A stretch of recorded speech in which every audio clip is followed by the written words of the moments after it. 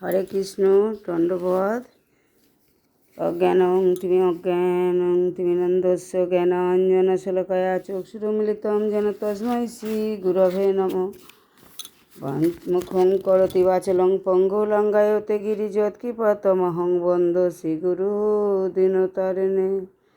বাঞ্ছা কল্পতরুভ্যশ্চ কৃপা সিন্ধুভ্য এব চ পতিতানাং পাবনেভ্যো বৈষ্ণবেভ্যো নমো নমঃ। শ্রীকৃষ্ণ চৈতন্য প্রভু নিত্যানন্দ শ্রী অদ্বৈত গদাধর শিবাসাদি গৌরভক্তবৃন্দ। হরে কৃষ্ণ কৃষ্ণ কৃষ্ণ হরে হরে, হরে রাম রাম রাম হরে হরে। রাধারানী ইউটিউব ধর্মকথা চ্যানেলের পক্ষ থেকে আমি পুতুল রানী দাসী আপনাদের যে সংক্ষিপ্ত ভাগবত পাঠ শ্রবণ করাচ্ছি, ইউটিউবের ভক্তবৃন্দদের বলছি আপনারা সাবস্ক্রাইব করুন, শেয়ার করুন, লাইক করুন, সঙ্গে থাকুন। হরে কৃষ্ণ। নারায়ণ নমস্কৃত্যং নরশ্চৈব নরোত্তম দেবীং সরস্বতী ব্যাসেন তথা জয় মুদীয়তে। যে ভীষ্ম পাণ্ডবদেরকে বলেছিলেন যে ভগবান শ্রীকৃষ্ণই তিনি পূজ্য, তিনি ভগবান, তিনি অনাদির আদি গোবিন্দ, সর্ব কারণের কারণম, তিনি একমাত্র পুরুষ, জ্যোতির্ময় এবং গোবিন্দং আদি পুরুষং। তাই তার চরণে অর্ঘ্য প্রদান করে আপনারা সঠিক কাজ করিয়েছে, যুধিষ্ঠিরা সঠিক কাজ করেছে। সেই শিশুপাল যে প্রতিবাদ করেছিলেন, তিনি যে ভগবান কৃষ্ণ পাদ্য অর্ঘ্য যোগ্য নহে, তাই সেই পরবর্তী অংশ ভিডিওতে আবার বলছি। অবিলম্বে শ্রীকৃষ্ণের সুদর্শন চক্রে শিশুপাল নিহত হইল।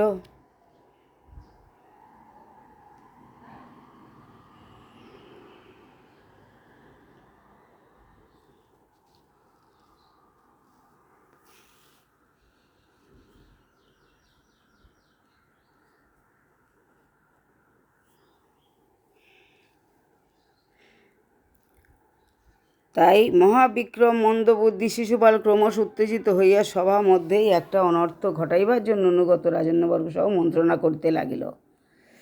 তাহাতে ধর্মপ্রাণ যুধিষ্ঠির একটু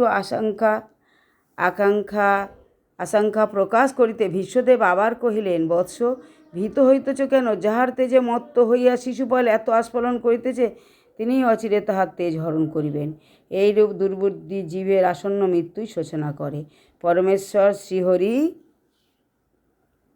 সকলের সংহারকর্তা, সুজনের হৃদয় তিনি সুবুদ্ধি দিয়া সাধুপথে এবং দুর্জয়ের হৃদয়ে দুর্বুদ্ধি দিয়া অসাধু পথে ধ্বংসের মুখে প্রেরণ করেন।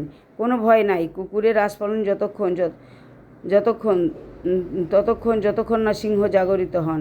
আমরা যোগ্যতম জ্ঞান করিয়াই গোবিন্দের পূজা করিয়াছি। তিনি সম্মুখে বিদ্যমান, যাহার মরণ নিকট হইয়াছে সে তাহাকে রণে আহ্বান করুক, সে এখনই মরিবে, দেখিতে পাইবে।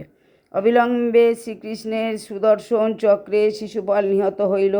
নির্বিঘ্নে স্বয়ং যজ্ঞেশ্বর সাক্ষাৎ সম্বন্ধে সাধু পাণ্ডবদের যজ্ঞ পূর্ণ হইল, কিন্তু রাজ্যে শান্তিও অধিক দিন রহিল না। পাণ্ডবদের সুখ সমৃদ্ধি দেখিয়া দুর্যোধনাদি যার পর নাই হিংসাপর হইয়া উঠিলেন। কেবল তাহাদের অনিষ্ট চিন্তা করিতে লাগিলেন। তাহারা যুক্তি করিয়া শীঘ্রই পাণ্ডবদিগকে পাশাকিড়ায় স্বভবনে আহ্বান করিলেন। রাজ্য ধর্ম অনুসারে পাণ্ডবগণ তথায় আগমন করিয়া দুর্যোধন, শুকনি প্রভৃতি বিপক্ষগণের সহ ক্রীড়া আরম্ভ করিলেন। পণ রাখিয়া খেলা হইল।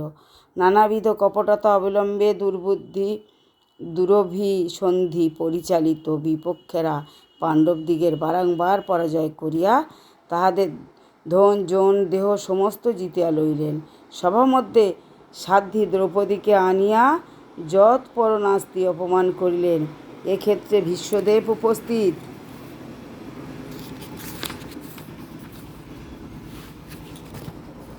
থাকিয়াও ভবিষ্যৎ তা লক্ষ্য করিয়া এবং সাধ্বী সতীর লজ্জা নিবারণের সমময় শ্রীকৃষ্ণের আশ্চর্য বৈভব বিস্তার দর্শন করিয়া স্বয়ং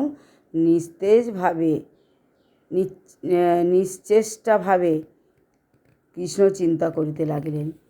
তিনি লাঞ্ছিত কৃষ্ণ শরণাগত দ্রৌপদীকে গূঢ় বাক্য কহিলেন, হে পাঞ্চালী, তুমি এমন বিপন্ন হইয়াও যে পদ নিরীক্ষণ করিতেছ, সে পদ চিন্তা করিতেছ, তাহাই তোমার মতো সাধ্বী সমচিত আচরণ, পাপের দণ্ড, অন্যায়ের উচিত প্রতিকার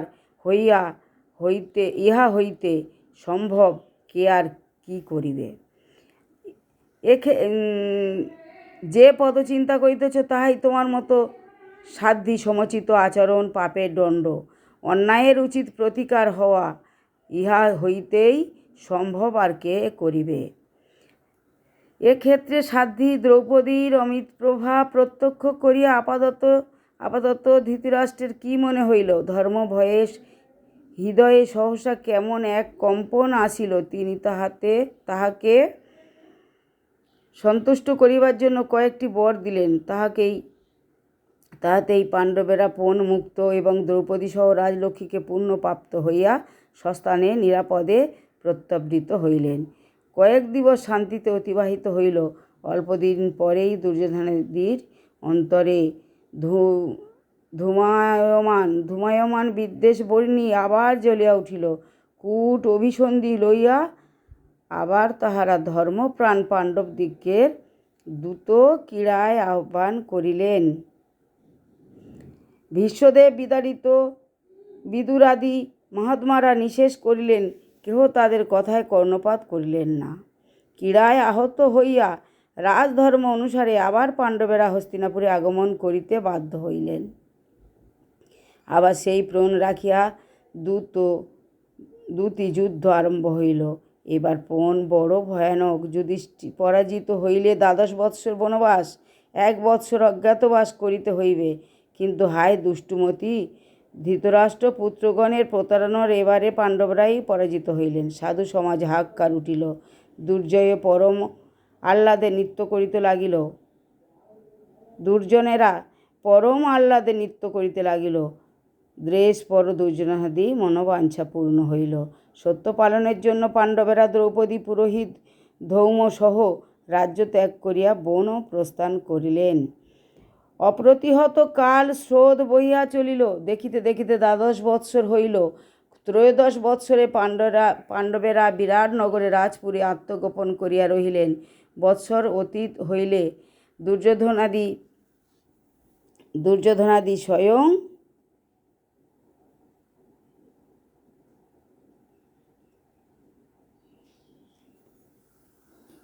বিরাটনগরে রাজপুরে আত্মগোপন করিয়া রহিলেন। বৎসর অতীত হইলে দুর্যোধনাদি স্বজন সহ এই স্থলে বিরাট রাজের গোধন হরণ করিতে আসিয়া ছদ্মবেশী অর্জুন কৃতৃক্ষ পরাজিত হইলেন।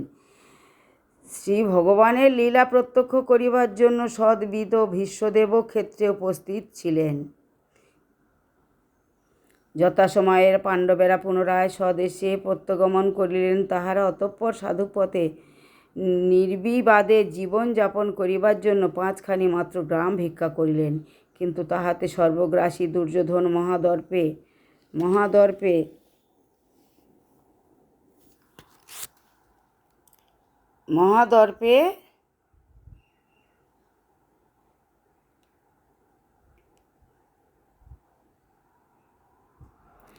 সূচগ্র পরিমিতি ভূমিও দিব না, বিনা যুদ্ধে সূচগ্র মেদিনী ভূমি দিব না। সুতরাং এবার উভয় পক্ষের যুদ্ধই অনিবার্য হইয়া উঠিল। আসন্ন মৃত্যু দুর্বুদ্ধি ধৃতরাষ্ট্রপুত্ররা ভীষ্ম, বিদুর, কৃপ এবং আদি কাহারও হিতবাক্য গ্রহণ করিলেন না। তাহারা যথার্থ প্রস্তুত হইতে লাগিলেন। অবস্থা বুঝিয়া পাণ্ডবেরা যুদ্ধের আয়োজন করিতে লাগিলেন। যদুনাথ শ্রীকৃষ্ণই আসিয়া উপস্থিত হইলেন। ধর্মপরায়ণ রাজন্যবর্গ সকলেই দেশ দেশান্তর হইতে আসিয়া পাণ্ডবদের সহিত মিলিত হইলেন। সমচরিত্র রাজারাই অপরপক্ষে দুর্যোধনাদির সাহায্যে সমাগত হইলেন। হরে কৃষ্ণ। পরবর্তী ভিডিওতে পরবর্তী অংশ শোনাবো। আপনারা সাবস্ক্রাইব করুন, শেয়ার করুন, লাইক করুন। ইউটিউবে ভক্তবৃন্দদেরকে বলছি, বাঞ্ছা কল্পতরুভ্যশ্চ কৃপা সিন্ধুভ্যেব চ পতিতানাং পাবনেভ্যো বৈষ্ণবেভ্যো নমো নমঃ। শ্রীকৃষ্ণ চৈতন্য প্রভু নিত্যানন্দ শ্রী অদ্বৈত গাথা শিবসাদি গৌর ভক্তবৃন্দ। হরে কৃষ্ণ কৃষ্ণ কৃষ্ণ হরে হরে, হরে রাম রাম রাম হরে হরে। নারায়ণ নমস্কৃত্যং নরস্যৈব নরোত্তমং দেবীং সরস্বতী ব্যাসং ততো জয়মুদীরয়েৎ। হরে কৃষ্ণ।